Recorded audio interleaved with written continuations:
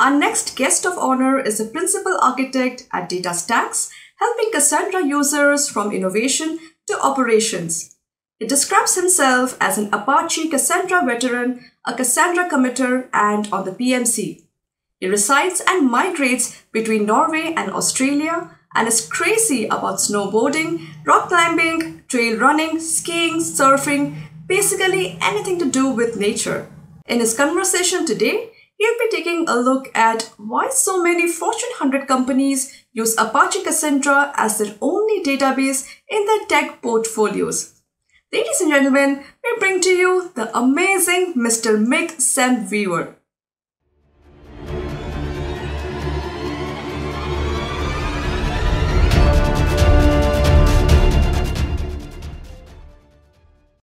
Hello, everyone. This is Mick Semb Wever, and I've got the pleasure of giving the next talk. Thank you for turning up and listening to me. In this talk, I want to go through where Apache Cassandra is found and fits in modern data platforms. I'm hoping that you'll take away from this talk anything from an introduction to Cassandra, learning maybe a couple of extra things about Cassandra, to where it's being used by the big companies around the world, where you can and should be using it and why that would be, and maybe a bit of insight into the technology that often sits around Cassandra. A little bit about myself before I jump in. I am an Australian that lives in Norway. The family bounces back between those two countries a little bit. I'm currently in Norway. I have been working with Apache Cassandra for the past 10 years. For the last 6-7 years, I have been consulting with the last Pickle and now with DataStax. So I've worked with many big companies around the world, lots of exciting projects, helping people at various stages of their Cassandra experiences, helping them get set up, to fixing established platforms, to expanding established platforms with new ideas and innovation. That journey has taken me to now become a Apache Cassandra committer and a PMC member. Apache Cassandra is a database that is used around the world. It's not often completely appreciated just how widespread its usage is. 90% of the Fortune 100 today depend on Cassandra. And there's a saying that if you see a successful company operating internationally or at global scale, you can presume that they're using Apache Cassandra. And there's a number of reasons for that, and we'll go through them in later slides. It's used as a database in lots of different verticals and lots of different industries. So it has some known sweet spots, but it's also used in a lot of different ways, and people are not always aware of that. And there are a number of big companies out there, like Spotify previously and like Netflix, that use predominantly Apache Cassandra as their database for nearly everything. You can see that also in the banking sector, Apache Cassandra has a really solid footing. 9 out of the top 15 global banks use Apache Cassandra. And if you want to see more use cases, go to apache.cassandra.org, and on their case studies page, on the brand new website that we launched just recently with 4.0 GA, there you'll find a number of case studies and articles from all the different companies that have been happy to talk about their use cases. And you'll see some of the big names there too, like Apple. If you're brand new to Cassandra, one of the things that I would suggest that you try out, and this is not a vendor pitch, because there are lots of vendors out there, and before you do anything like that, I would expect that you go do your homework. But this is just a good example for those who are brand new. Go check out astra.datastacks.com, because it gives you a chance to play with Apache Cassandra as a developer without having to worry with the setup, the installation, the operational side of Cassandra. Cassandra is a distributed technology, so that operational side can quickly get complicated, and often when you're just starting off, you just want to give it a go. You want to use it, and that's in the first half an hour of your experience. That's the exciting and fun part to do it. So there are places you can go to get that quick experience, and Astra is one of them. Apache Cassandra is open source. I think we all know that. One of the questions that we hear a bit coming at us recently, those that are passionate in the open source community, is are we moving into a world today with the cloud vendors where the open source model is not quite working, that those cloud vendors are eating up open source software, or they're taking that work and just developing it behind their closed doors because they're not forced to contribute back to it? And I think it's a good question, but it's not true for a couple of reasons. First up, the cloud vendors, they're interested in your compute cycles. They're not interested in the software itself. But probably a better reply to the question is, it's just to look at Kubernetes and what Kubernetes is and why it exists.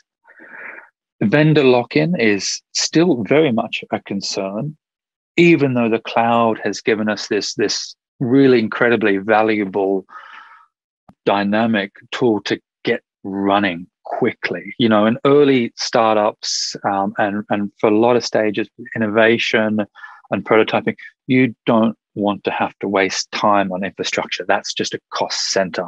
And the cloud gives you this ability just to move quickly. But down the road, as the TCO just climbs and climbs, especially if you're locked to one vendor, you find yourself in a corner. So people are conscious about, how do I make sure that my application stack can be deployed on different cloud providers? And that often comes back to using the open source stack. And just as much as that, it's about coming back to, what if I want to run my application stack on premise? And Kubernetes comes into play there, or, you know, you can run your own cloud, so to speak. So the value of open source is still very much there. It needs to evolve with the times, and it is.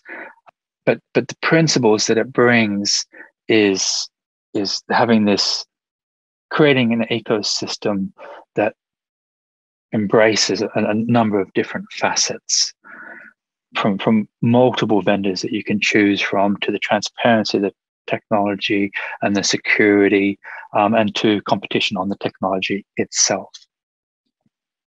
And of course, with open source, for a lot of us, it's something that we just really enjoy doing. I know that sounds a bit hippie, but you know, there's a lot of base knowledge underneath the business value that's not business value.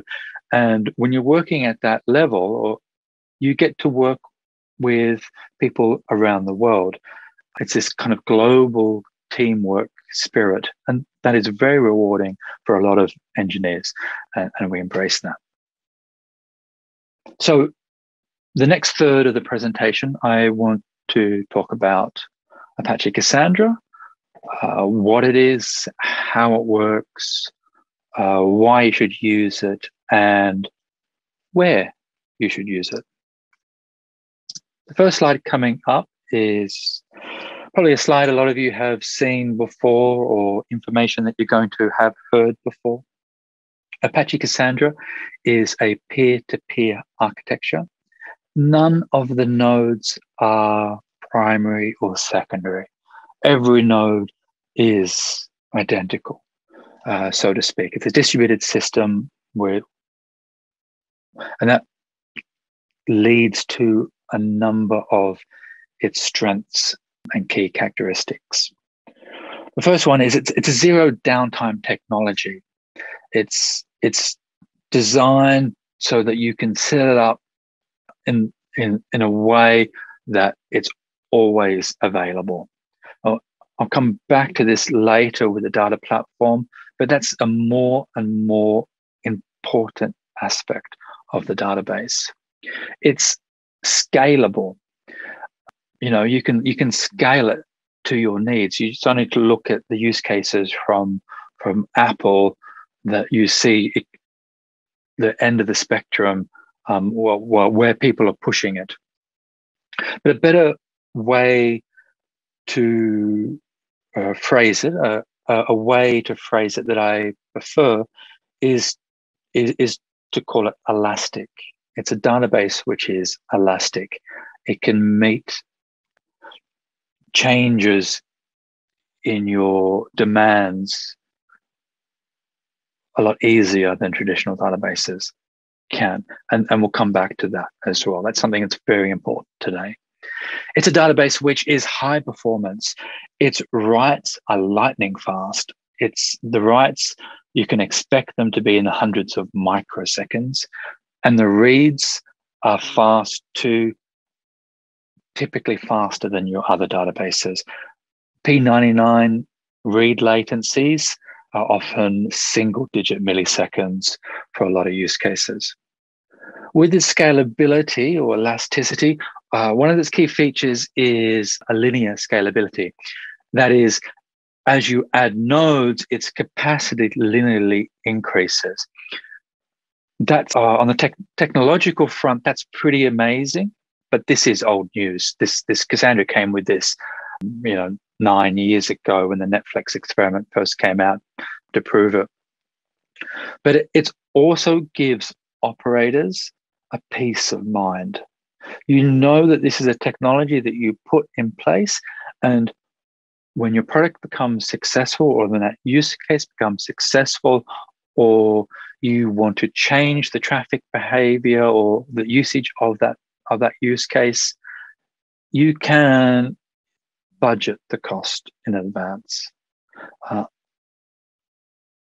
That's certainly not something to look past.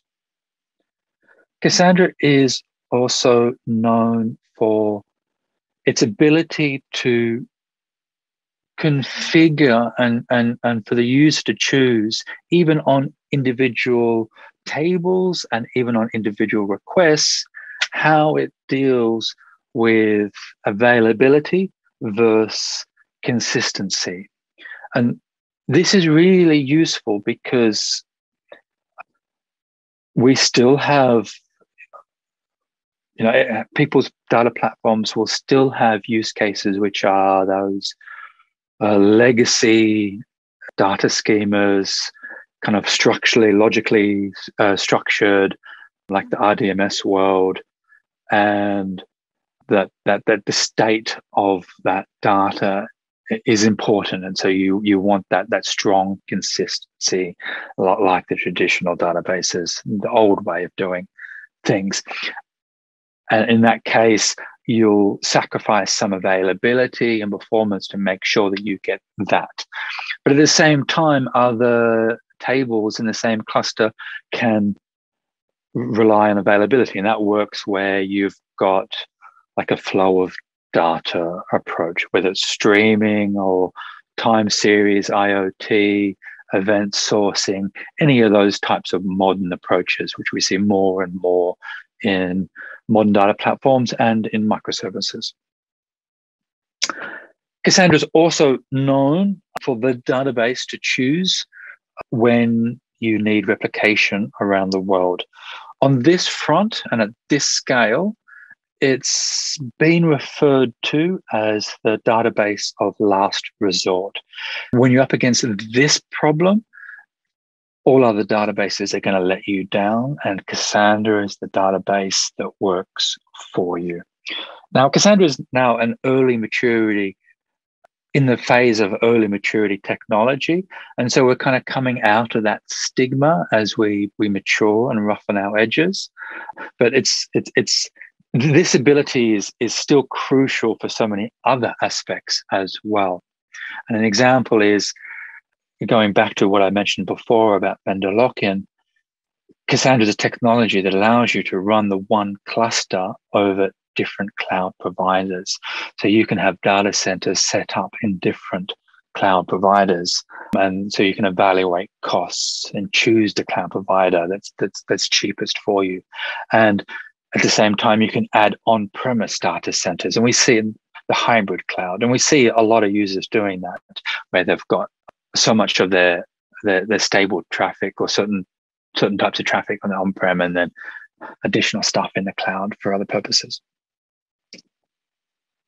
So Cassandra is used for a number of reasons, but it often boils down to these key features. It's always available. It's rock solid and resilient. You're not going to lose data, and you're not going to have it crash on you. And, as working as a consultant, there's been a couple of companies where we've started an engagement with them, and after an initial diagnostic check, one of the first things that we report to them is like, hey, people, do you know that you've had one of your Cassandra nodes down for the past 3 months? And they're like, no, everything's just been working perfectly fine. And it's like, hey, I think you should add some monitoring to your system. It is that type of database. It just keeps on working despite things falling over. It just deals with them. As I said, it's also a zero lock-in database, and it's also got the reputation as being the most resilient at scale open source distributed database. How do people use Apache Cassandra? There are lots of different use cases for Apache Cassandra. Key value, and kind of like an extension to that, is the column family, the wide columns, is probably what you've heard first about Cassandra. It's very good at that, especially when that data is important. But we see this used, it's used everywhere. That column family ability it's what enables its excellence at time series and IoT use cases and event sourcing, etc. But we also see that kind of used a lot in machine learning, feature stores, where you've got that pre-processed machine learned data that the application stack needs to pull with low latencies. Cassandra can also do document store, and it can also do graph if you put something like Titan on top of it. And that gives you a scalable open source graph database, which there's not really much out there of. It can do secondary indexes. It's got rich schemas and custom user-defined types, etc., etc., etc. So it can be used for lots of things. One of the things I recommend everybody to go check out is the open source Stargate project. It's a abstraction layer that you put around Cassandra. It kind of works like a layer of coordinators around your Cassandra cluster, and it gives you all these nice extra APIs. So yeah, you can keep on using the SQL interface, but now you've got GraphQL, you've got REST, and you've got a richer document database. We'll come back to the importance of those driverless interfaces in a couple of slides, in the next slide. So where does Cassandra fit in? So I've taken a screenshot that we've used a couple of places. This is resembling a lot of modern data platforms. So it should ring a bell or should look somewhat familiar for a lot of people. You've got that user-facing experience. You've got your mobile apps and your web app sitting on top of the microservices stack. You've got the IoT sensors coming in, feeding into kind of like a public-facing streaming service or IoT hub. And then you've got part of your microservices stack, hopefully that streaming architecture, which is just so crucial today for modern event-driven architecture. That whole stack could be sitting anywhere. It can be sitting in any different type of cloud. It could be on-premise. Behind that, you've got your infrastructure interfaces and billing and et cetera, et cetera. You've also got in the company business insight, analytics. It's usually off a data warehouse. And then you've kind of got this gray area in between your application stack and your analytics stack, where you do machine learning and Spark jobs and ETL. And often that data, it's used in both places. Cassandra fits really well as a database in the microservices stack. That's predominantly where we see it used. And sometimes this catches people off guard because people think of microservices and they're like, well, the microservices teams have autonomy on what language and backend they want to use. And we use the right language and the right database for the right job, the autonomy that we've given. And so then if we've broken up all the databases, we don't have any big databases anymore. All our databases are small.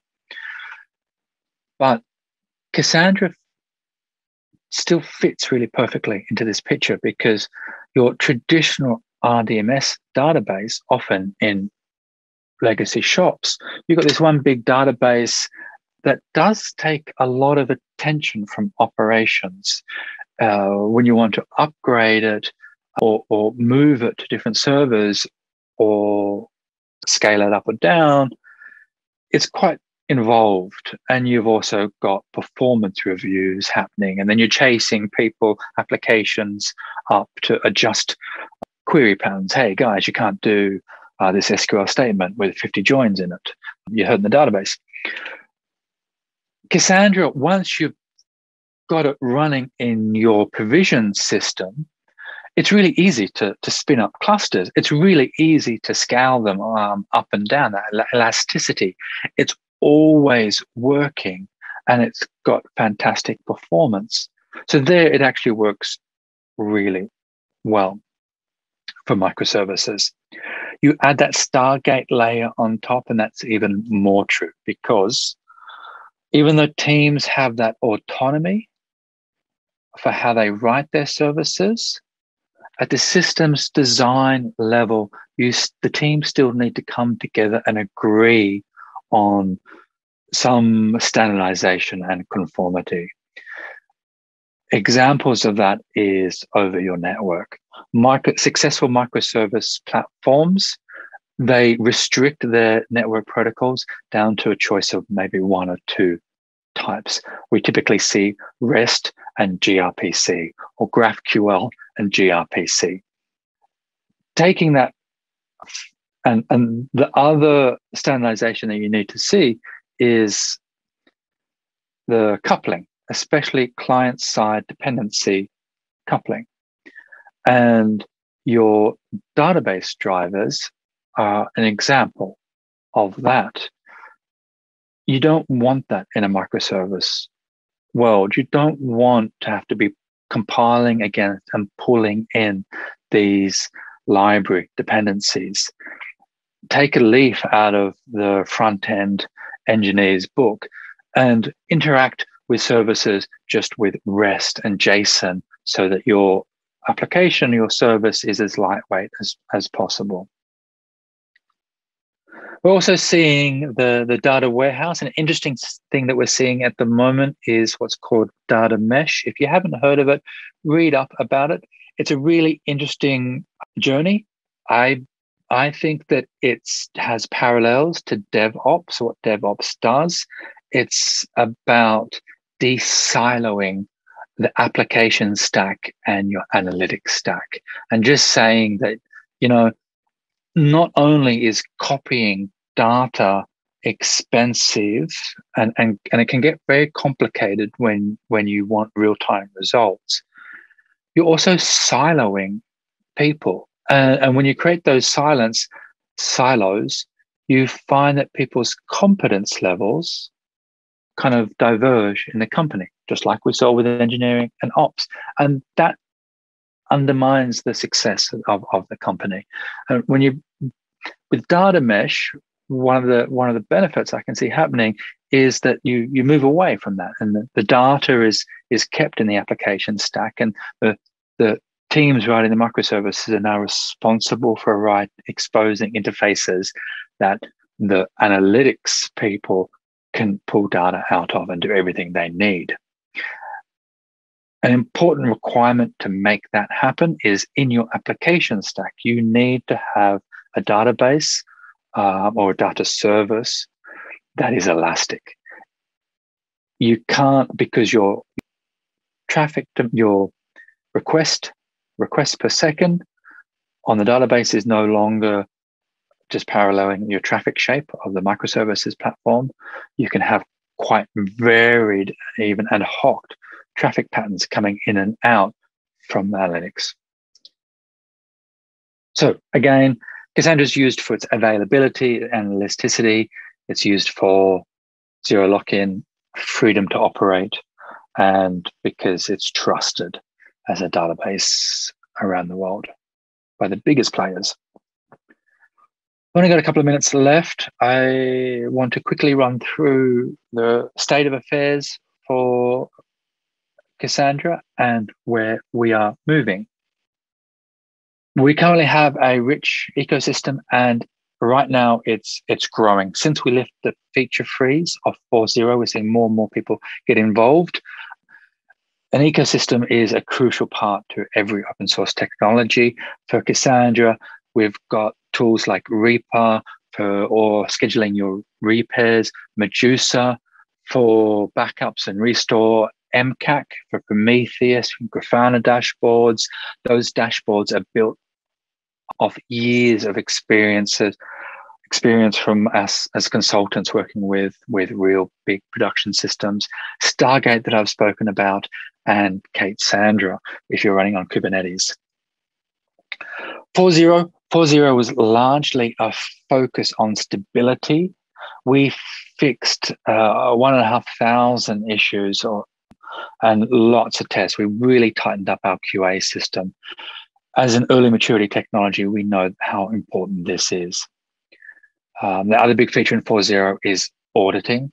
That's kind of stable stakes for a lot of companies, and the implementation to it is sound. So it's something that we recommend you to jump on straight away. In 4.0, we're seeing lots of new people come on board. We are seeing themes of pluggability, more secondary indexes, lightweight transaction performance, improving the dev experience and the safety, security, and smoothing up some of our rough edges like materialized views and things that we didn't get top-notch quality from previously. Who's contributing? To name a few people, DataStax, of course, Apple, Netflix, Amazon, Bloomberg, Alibaba, Dynatrace, Huawei, Instacluster, and more people. Everyone's coming on board at the moment. If you want to contribute, we are trying really hard to welcome everybody and to be as warm a possible a community as we can. We understand that every contribution to big features, to questions on the user mailing list, to answers on the user mailing list, to just small fixes of the documentation, everything is super valuable, and we will welcome you and help you. So please don't be scared. Just reach out to us. We are there for you. Thank you very much for your time. You can find me on Twitter, MCK_SW. Otherwise, just reach out to me. You'll find my details easily enough. Thank you for your time.